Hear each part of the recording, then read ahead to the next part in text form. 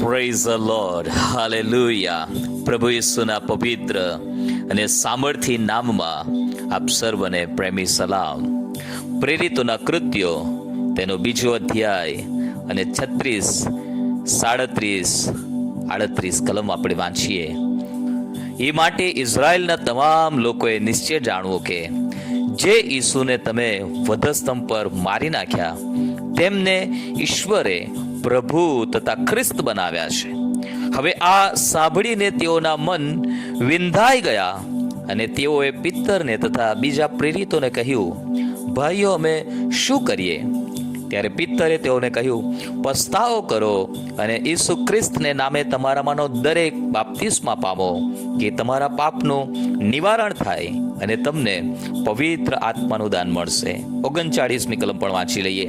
કેમ કે તે વચન તમારે માટે, તમારા છોકરાને માટે તથા જેઓ દૂર છે તેઓને માટે, એટલે આપણા ઈશ્વર પ્રભુ જેટલાને પોતાની પાસે બોલાવશે તેઓ સર્વને માટે છે. પ્રભુની સ્તુતિ થાવ, હાલેલુયા. ગઈકાલે મેં જે વચન આપ્યું, જો તમને યાદ હોય તો, દાઉદ ભક્ત કહે છે, હું જુવાન હતો અને હવે ઘરડો થયો છું, પણ મેં ન્યાયના સંતાનને ભીખ માંગતા જોયા નથી. પણ મેં વાત કરી કે ન્યાયી, અને આજે હું એ બાબતને આગળ જણાવવા માંગુ છું કે ઘણીવાર આપણે એક સારું જીવન જીવ્યા નથી, પ્રભુને પસંદ પડતું જીવન જીવ્યા નથી. આપણે આપણી જુવાનીના દિવસો મન ફાવે તેવી રીતે જીવ્યા. આપણા હૃદયમાં જે પણ ઈચ્છા થઈ એ પૂરી કરી, પાપ કર્યું, ભૂંડાઈ કરી, પ્રભુને ન ગમતા ઘણા કામો કર્યા.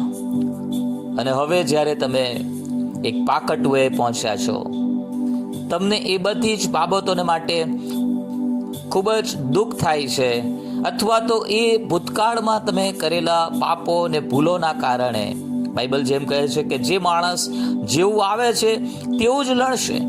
અને તેના કારણે આજે તમે જે લડી રહ્યા છો, જે તમારી આંખોની સામે છે, તમારા બાળકોનું ધૂંધળું ભવિષ્ય, અથવા તો પછીથી ફેમિલી આખું ડિસ્ટર્બ થઈ રહેલું છે, તો આજે હું ફરીથી એક વખત તમારી પાસે સારા સમાચાર લઈને આવ્યો છું.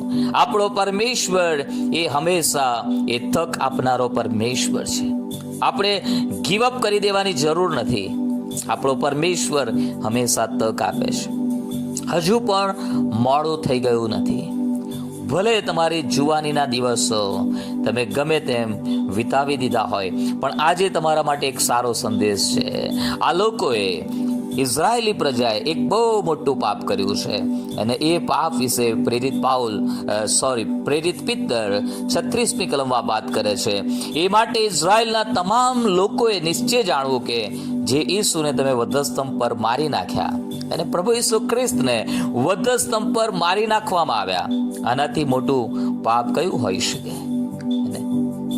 પરંતુ આ લોકો જ્યારે પિત્તરનો સંદેશો સાંભળે છે, અને પ્રભુનું વચન 37મી કલમમાં કે છે, આ સાંભળીને તેઓના મન વિંધાઈ ગયા, અને પવિત્ર આત્માએ તેઓના જીવનમાં એક કામ કરવાની શરૂઆત કરી. ઘણી બધી વખત આ લોકો વચનો સાંભળીને કઠોર થઈ જતા હતા. તેમના હૃદયોને કઠોર કરીને એ વચન નમ્રતાથી ગ્રહણ કરવાને બદલે તેઓ વધારે કઠોર થઈ જતા અને પ્રભુના વચનોની અવગણના કરનારા લોકો હતા. પણ આ જ્યારે વચન તેમણે સાંભળ્યું, કેમ કે પિત્તર પવિત્ર આત્માથી ભરપૂર થઈને બોલતા હતા, અને આ સંદેશો સાંભળ્યા પછી તેમના મનો વિંધાઈ ગયા, અને તેમણે પ્રશ્ન પૂછ્યો કે ભાઈઓ, અમે શું કરીએ? આ પાપ તો થઈ ગયું છે. આપણા જીવનના અમૂલ્ય કે બહુમૂલ્ય સમયો ને વર્ષો તો નીકળી ગયા છે, પણ શું હજુ પણ કોઈ તક છે? હા છે વાલાઓ, આપણા પરમેશ્વરની પાસે તક છે. Is a God of opportunities. એ તકો આપનારો પરમેશ્વર છે. હાલેલુયા. કેમ કે તે આપણું બંધારણ જાણે છે કે આપણે ધૂળના છીએ. ઘણીવાર આપણે જેવી રીતે જીવવું છે પ્રભુ માટે, એવી રીતે જીવાતું નથી. જેવી રીતે આપણે પ્રભુને મહિમા આપવો છે તેવી રીતે આપણે આપી શકતા નથી.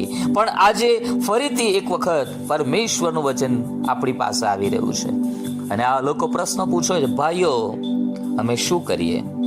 જો તમે પ્રભુના વચનો સાંભળીને આવો એક પ્રશ્ન તમારા હૃદયમાં આવે છે, આવી ભાવના તમારી અંદર આવે છે, પ્રભુ હું આગળ વધવા માંગુ છું, મેં ભૂતકાળમાં ઘણી ભૂલો કરી છે, ભૂતકાળમાં ઘણા પાપ કર્યા છે, તમને ન પસંદ પડતું જીવન જીવ્યો છું, but I don't want to continue in it. પણ પ્રભુ આ બધી જ બાબતોમાં આ ચાલુ રહેવા માંગતો નથી, આ જ પાટા ઉપર આગળ વધવા માંગતો નથી. તો ત્યાં આપણા માટે હાલેલુયા એક તક છે, એક તક છે આપણા પ્રભુની પાસે. અને આટલું મોટું પાપ કરનાર ઇઝરાયેલી લોકોને માટે પિત્તર કહે છે કે પસ્તાવો કરો, પસ્તાવો કરો અને ઈસુ ખ્રિસ્તના નામે તમારા મનો દરેક બાપ્તિસ્મા પામો કે તમારા પાપનું નિવારણ થાય અને તમને પવિત્ર આત્માનું દાન મળશે, કેમ કે આ વચન તમારે માટે ને તમારા છોકરાને માટે છે. હાલેલુયા! એટલો મહાન ઈશ્વર આપણને મળ્યો છે. હાલેલુયા! પ્રભુ ઈસુ ખ્રિસ્તને મારી નાખવામાં આવ્યા અને તેમ છતાં તેમના એ પાપને, મોટા પાપને ભૂસી નાખવાને માટે આપણો પ્રભુ અતિ દયાળુ અને મહાન ઈશ્વર છે. તમે તો પ્રભુ ઈસુ ખ્રિસ્તને મારી નથી નાખ્યા, અને એવા પાપો કર્યા હશે જે પ્રભુને નથી ગમતા. તો આજે તમે પ્રભુની પાસે આવો. હાલેલુયા! આ અંતના દિવસોનો સંદેશો છે વાલાઓ.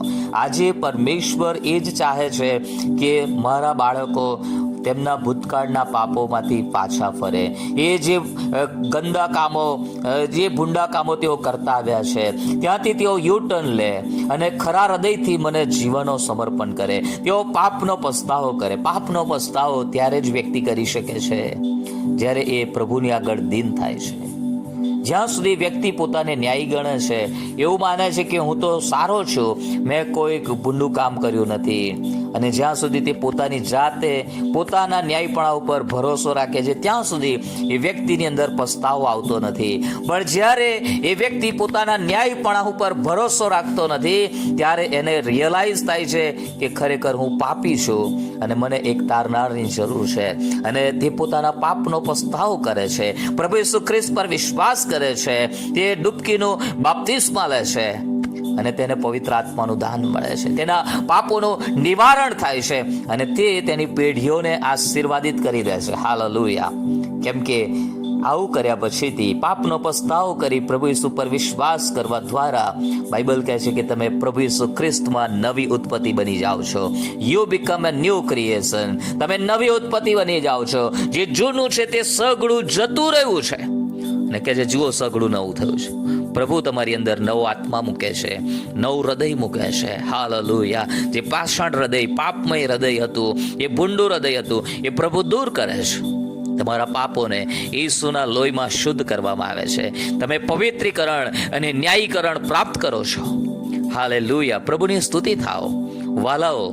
અને આજે ફરીથી એક વખત હું પ્રભુના સેવક તરીકે તમને વિનંતી કરું છું કે જો તમારો ઈસુ સાથેનો સંબંધ બરોબર ના હોય, જો તમે ખરેખર પાપમાં અને પાપમાં આગળ વધી રહ્યા હોય, તો આજે જ સ્ટોપ કરો. આજે જ અટકી જાઓ. આજે જ ખરા હૃદયથી પાપનો પસ્તાવો કરો. પ્રભુ પર હાલેલુયા વિશ્વાસ રાખો. પ્રભુને તમારા જીવનનું અર્પણ કરો. પરમેશ્વર એ તમારા જીવનમાં એક નવું કામ કરવા માટે સમર્થ છે. એ કહે છે કે જુઓ, હું તમારા સમયમાં એક નવું કામ કરીશ. He will do a great and miraculous thing in your life. એ તમારા જીવનમાં એક મોટી અને બહુ ચમત્કારિક બાબતો કરશે. તમારા બાળકોના જીવનમાં પરમેશ્વર ચમત્કારિક બાબતો કરશે.